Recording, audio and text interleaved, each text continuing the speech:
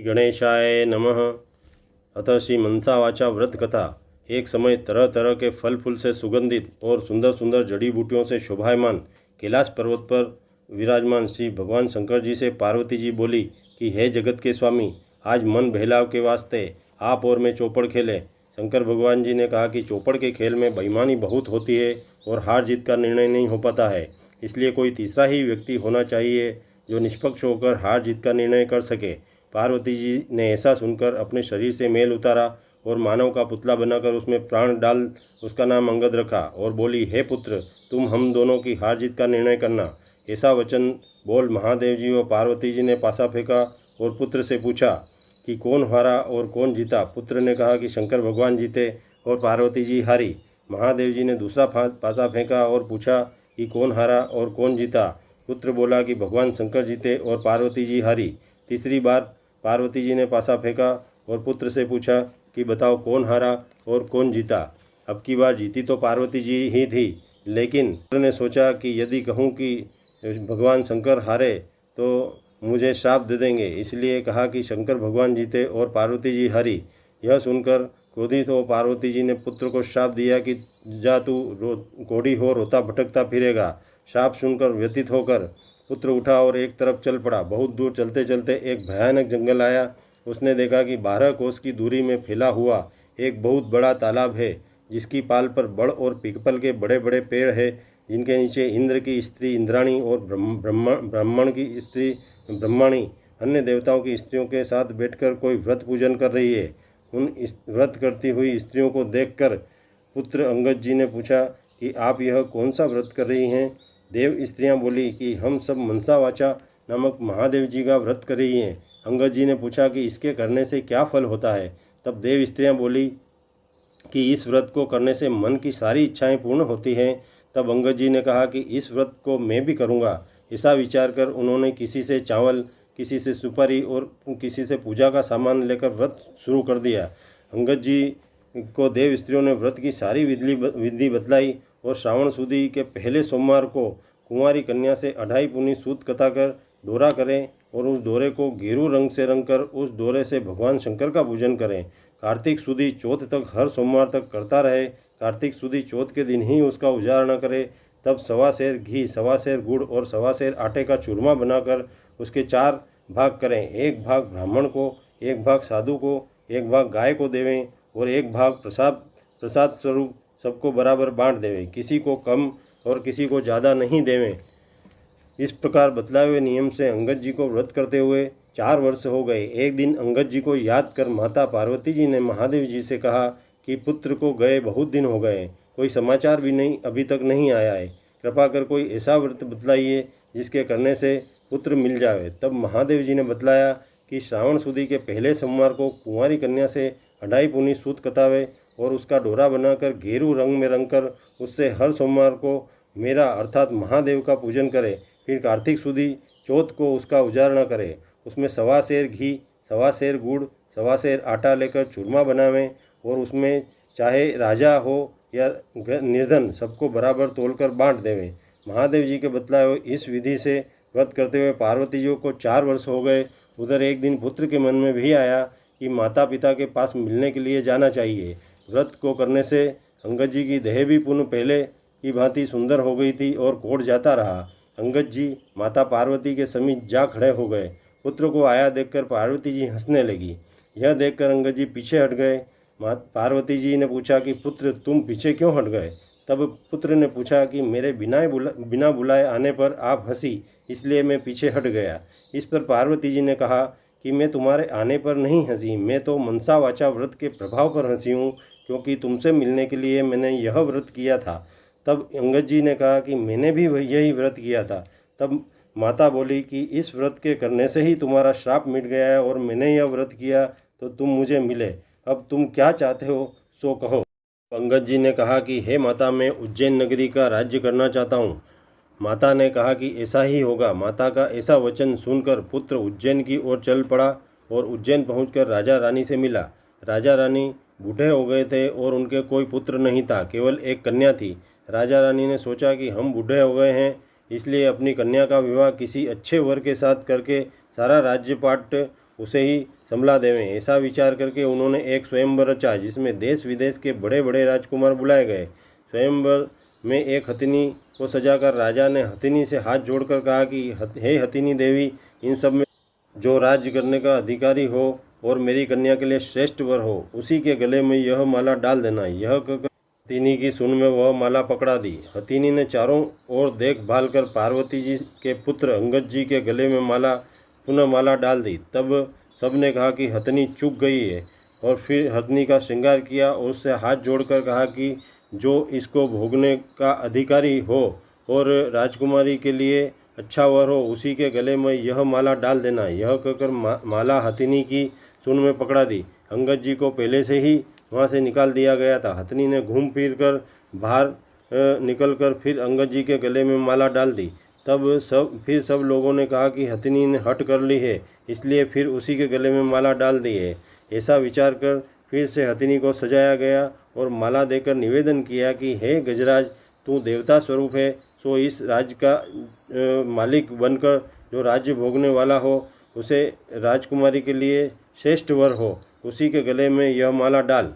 अंगद जी को पहले से ही मार पीट कर फिर से बाहर निकाल दिया था। हथिनी घूम पर फिर बाहर निकल गई और अंगद जी के गले में माला डाल दी। तब राजा ने नगर सेठ को बुलाकर आदेश दिया कि इन अंगद जी को आप घर ले जाकर बारात बनाकर ले आओ। और सेठ अंगद जी को घर ले गया और वहाँ से बारात बनाकर राजा के यहाँ ले आया। राजा ने पंडितों को बुलाकर मंडप की रचना करवाई और अपनी कन्या के साथ अंगद जी का विवाह कर दिया तथा सारा राजपाट उनको सौंप दिया। अपने खर्च के लिए केवल 4 गांव रख लिए। राजकुमारी ने अंगद जी के साथ महल में प्रवेश किया। राजकुमारी ने पूछा कि आपका नाम क्या है, आपकी जाति क्या है और आपके माता पिता कौन हैं। तब उन्होंने कहा कि मेरा नाम अंगद है और श्री महादेव जी और पार्वती जी मेरे माता पिता है। तब राजकुमारी ने कहा कि श्री महादेव जी और माता पार्वती तो देवलोक के देवता है, इसलिए इस मृत्युलोक में आपके माता पिता कैसे हो सकते हैं। तब अंगद जी ने कहा कि एक समय कैलाश पर्वत पर महादेव जी व माता पार्वती जी विराजमान थे। तब माता ने महादेव जी से चौपड़ खेलने के लिए कहा। महादेव जी ने कहा कि चौपड़ के खेल में हार जीत का निर्णय करने वाला कोई तीसरा ही होना चाहिए। तब माता ने अपने शरीर से मेल उतार कर उसका पुतला बनाकर उसमें प्राण डाल दिए और उसका नाम अंगद रखा, जो मैं हूँ।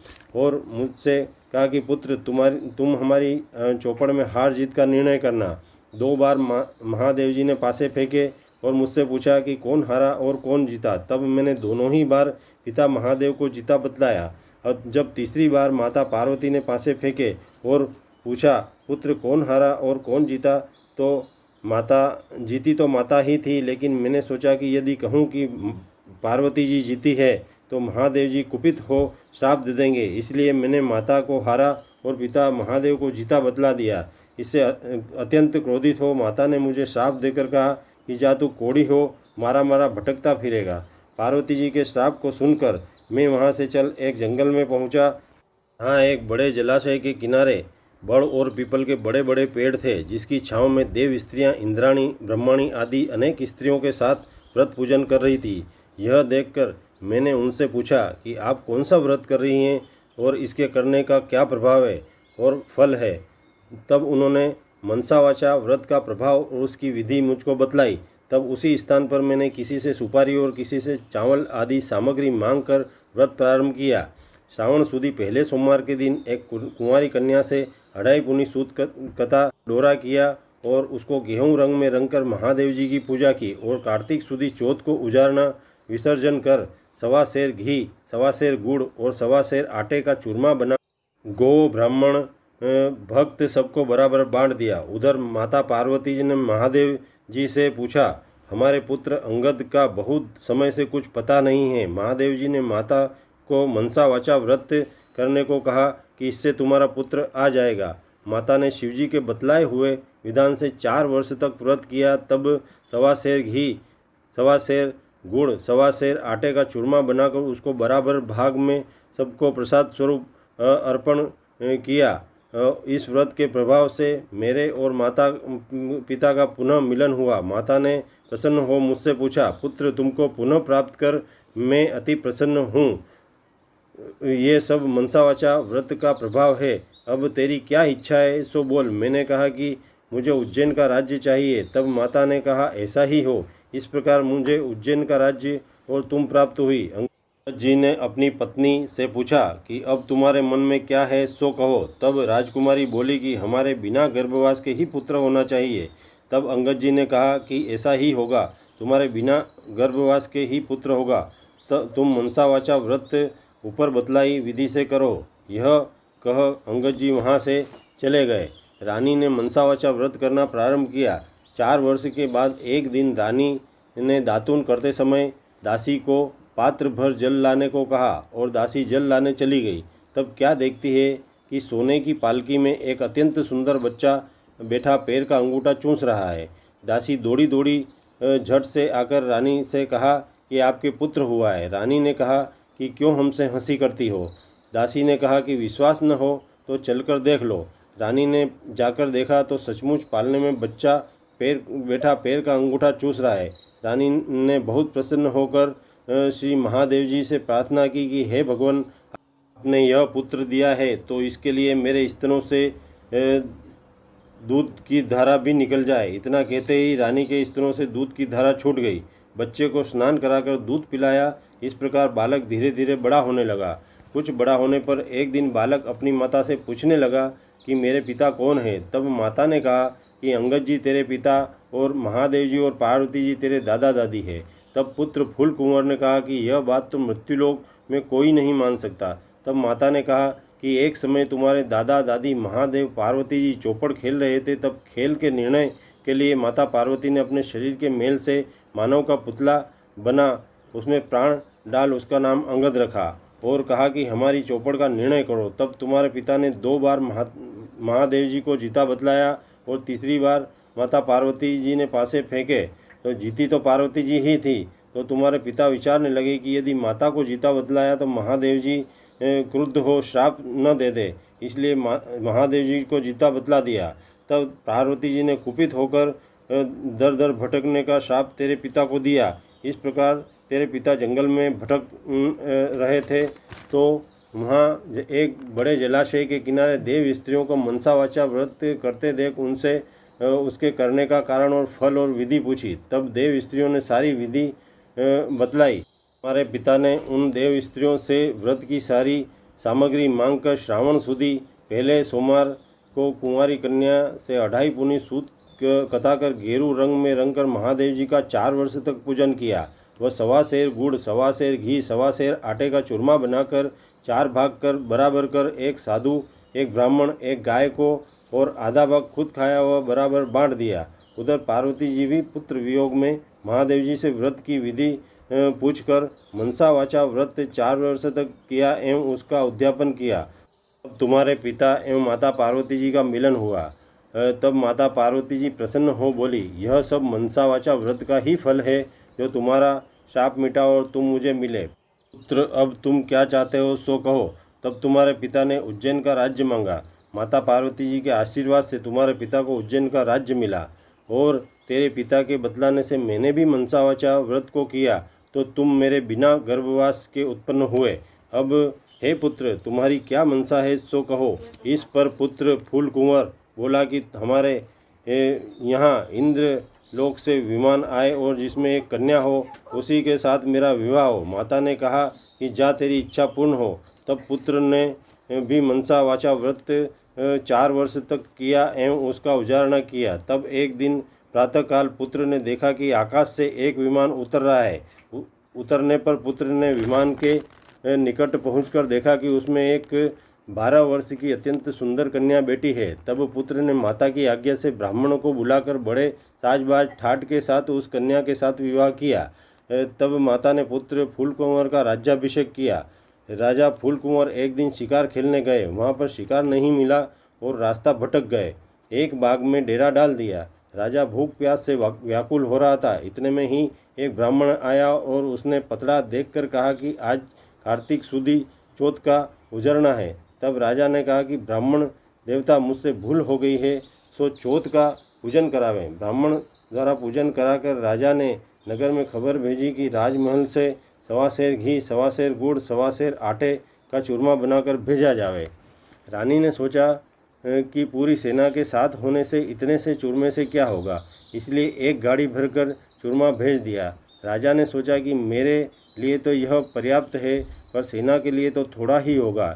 इससे महादेव जी ने क्रोधित होकर राजा को स्वप्न में कहा कि तुम अपनी रानी को महल से निकालो, नहीं तो तुम्हारा राज्य नष्ट कर दूंगा। तब राजा ने स्वयं महल जाकर रानी को डांट डपट कर राज्य से निकलने की आज्ञा दी। दुखित होकर रानी महल से निकल कर जाने लगी तो रास्ते में राज दीवान मिल गया। उसने रानी से पूछा कि अब आप कहाँ जा रही हैं। तब रानी ने सारी स्थिति दीवान को कह सुनाई। दीवान ने कहा कि महाराज इस समय कुपित है, उनका क्रोध शांत होने पर उनको समझा देंगे, इतने आप मेरे निवास पर चले। इस प्रकार कहकर दीवान रानी को अपने घर ले गया, लेकिन घर पहुंचते ही दीवान अंधा हो गया। तब दीवान ने रानी से हाथ जोड़कर कहा कि आप कृपया यहाँ से चली जावे। रानी वहाँ से चली गई। तब रास्ते में उसे नगर सेठ मिला। नगर सेठ ने रानी को इस स्थिति में देख कारण पूछा तो रानी बोली, महाराज ने कुपित होकर मुझे देश निकाला दे दिया है। तब नगर सेठ ने कहा, राजा को शांत होने पर समझा देंगे, इतने आप मेरी हवेली पर रहो। रानी के हवेली पर पहुंचते ही सेठ भी अंधा हो गया और व्यवसाय ठप हो गया। हुंडियाँ बंद हो गई और व्यवसाय समाप्त हो गया। तब सेठ ने हाथ जोड़कर रानी से कहा कि आप यहाँ से चली जावे। रानी वहाँ से भी चलकर आगे बढ़ी और रास्ते में एक कुम्हार मिला। उसने भी रानी से पूछा कि आप कहाँ जा रही हो। तब रानी ने कहा कि राजा ने मुझे देश निकाला दे दिया है। तब कुम्हार ने कहा कि राजा जी का क्रोध शांत होने पर आप मेरे घर पर चले। रानी कुम्हार के साथ घर चली गई, लेकिन घर पहुंचते ही कुम्हार अंधा हो गया और उसका मिट्टी के बर्तनों का आवा फूट गया। तब कुम्हार ने हाथ जोड़कर कहा कि रानी जी आप यहाँ से चली जावे। यह सुनकर रानी वहाँ से आगे चल पड़ी। आगे चलने पर रानी को राजमाली मिला। माली ने रानी की दुर्दशा देखकर प्रणाम कर कारण पूछा तो रानी ने अपनी दशा और राजा द्वारा कुपित हो देश निकाला देने की बात सुनाई। तब माली विनम्रता से बोला, राजा जी का क्रोध शांत होने तक आप मेरे साथ मेरे बाग में चले। रानी के बाग में जाते ही हरा भरा बाग जलकर कोयले के समान काला राख हो गया और माली भी अंधा हो गया। तब माली बोला कि आपके कारण मेरी यह दुर्दशा हुई है, कृपया आप यहाँ से चली जाएं। दुखित हो रानी सोचने लगी कि मैंने ऐसा कौन सा महापाप किया है जिसके कारण जहाँ भी जाती हूँ वहीं अनर्थ हो जाता है। ऐसे जीवन से तो मृत्यु ही श्रेष्ठ है। यह सोचकर वहाँ से आगे रानी चल पड़ी। आगे 2 रास्ते थे, एक 6 माह का और दूसरा 3 दिन का। तब रानी 3 दिन के रास्ते चल पड़ी। आगे चलने पर शिप्रा नदी आई। रानी ने सोचा कि इसमें डूबकर प्राण त्याग देना ही अच्छा है। ऐसा विचार कर वह नदी में कूद गई, पर नदी का सारा जल सूखकर जमीन रह गई। रानी दुखी मन से आगे चली, जहाँ पर एक बड़ा विशालकाय पर्वत आया। रानी पर्वत पर चढ़कर गिरने लगी तो पर्वत भूमि के बराबर हो गया। रानी यहाँ से दुखित मन से आगे बढ़ी, जहाँ एक घने जंगल में एक शेर मिला। रानी ने सोचा कि इसको छेड़ने से ही यह मुझे खा जाए तो अच्छा हो। यह सोचकर रानी ने सिंह पर हाथ फेरा तो वह पत्थर का हो गया। रानी वहाँ से भी आगे चली। रास्ते में एक अजगर मिला।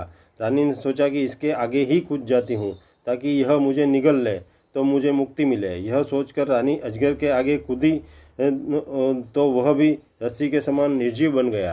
अब रानी बहुत दुखी होकर आगे बढ़ी। रास्ते में एक बहुत ही बड़ा पीपल का पेड़ आया जिसके नीचे कुआं था और महादेव जी का मंदिर था। वहाँ बैठ रानी ओम नमः शिवाय पंचाक्षरी मंत्र का जाप करने लगी। उस दिन कार्तिक सुदी चौथ थी, जिसके उजड़ने में मंदिर का पुजारी साधु गांव में गया हुआ था। वापस आते समय रास्ते में उसे कुत्ते ने काट लिया। साधु ने सोचा, मंदिर में ऐसा कौन सा पापी आ गया है जिसके कारण मुझे कुत्ते ने काट लिया। रानी के पास आने पर साधु ने पूछा कि यह कौन पापिन बैठी है। तब रानी ने कहा कि मैं पापन नहीं, एक दुखियारी स्त्री हूँ।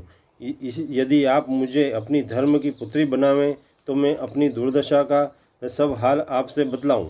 तब साधु पुजारी ने कहा कि आज से तुम मेरी धर्म पुत्री हुई, अपना सारा हाल मुझसे कहो। रानी ने अपनी सारी स्थिति साधु को बतलाई। साधु ने रानी की बात सुनकर उसे एक लड्डू दिया और कहा कि आज कार्तिक सुदी चौथ का उजड़ना है, तो राजा को अधिक नहीं और निर्धन को कम नहीं देना चाहिए, इसलिए 1.25 के लड्डू बनाए हैं। तब रानी ने विचार किया कि मैंने राजा के कहने पर चूरमा अधिक भेजा था, इसलिए मुझे दुख और ये सारी विपदा भोगनी पड़ी।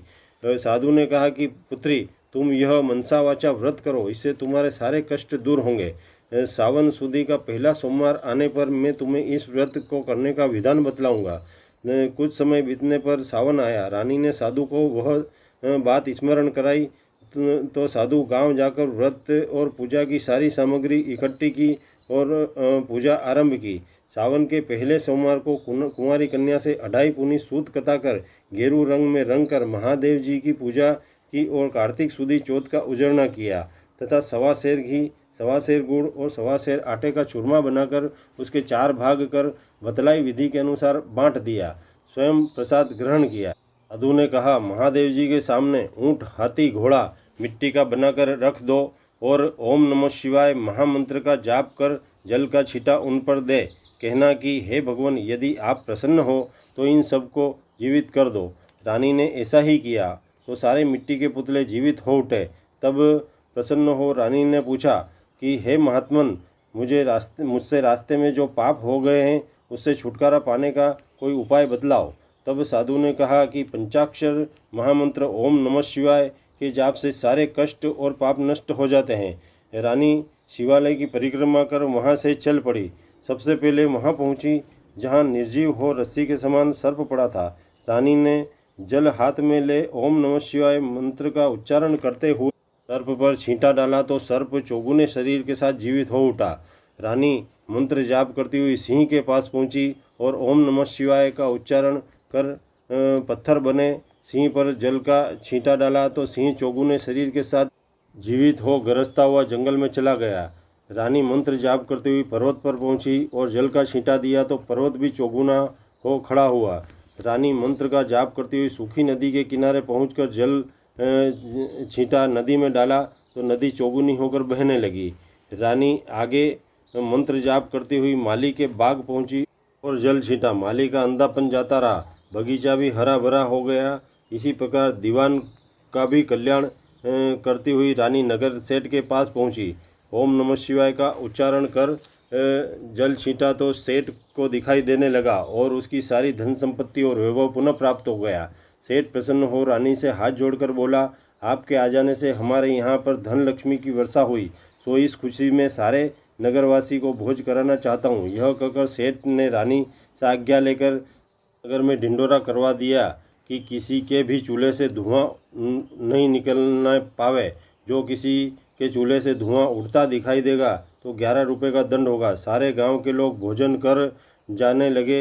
यह समाचार राजमहल में भी पहुंचा कि आज चौथ का उजड़ना है, सो जो कोई भी भूखा प्यासा मिले उसे भोजन के लिए भेज देवें। लेकिन सारे नगर में ढूंढने पर भी कोई स्त्री पुरुष भूखा प्यासा नहीं मिला। लेकिन एक धोबी से पता चला कि एक अंधी बुढ़िया है जिसके संपूर्ण शरीर में कोढ़ है। सेठ के सेवक बुढ़िया को नदी के किनारे लाकर स्नान कराने लगे। स्नान कराते ही बुढ़िया का कोढ़ झड़ने लगा और स्वस्थ हो गई। सेवक बुढ़िया को रानी के पास ले गए। रानी ने सबके सन्मुख बुढ़िया को मनसा वाचा व्रत कथा सुनाई। कथा के श्रवण मात्र से ही स्वर्ग से विमान आया और देवदूत बुढ़िया को वैकुंठ में ले गए तथा रानी का भी खोया हुआ वैभव, पति और राज्य पुनः प्राप्त हुआ एवं अंततः मोक्ष प्राप्त हुआ। भगवान शंकर के दर्शन, अर्चना, पूजन, भक्ति पूर्ण श्रद्धा भाव से करने पर प्रत्येक जीव की मनोकामना पूर्ण होती है तथा महादेव जी की जो नर नारी श्रावण, कार्तिक, माघ महीने में श्रद्धा भक्ति से व्रत एवं पूजन करता है, वह भी उत्तम भोगों को भोग कर संसार के बंधनों से छूटकर मोक्ष को प्राप्त होता है। अतः हर गृहस्थ को परिवार सहित भगवान महादेव जी की नित्य पूजन कर अपना जीवन एवं जन्म सफल करना चाहिए। बोलो हर हर महादेव। मनसा महादेव की जय, गौरी मैया की जय, गजानन गणपति नाथ की जय। वीडियो अच्छी लगे तो लाइक, शेयर, सब्सक्राइब।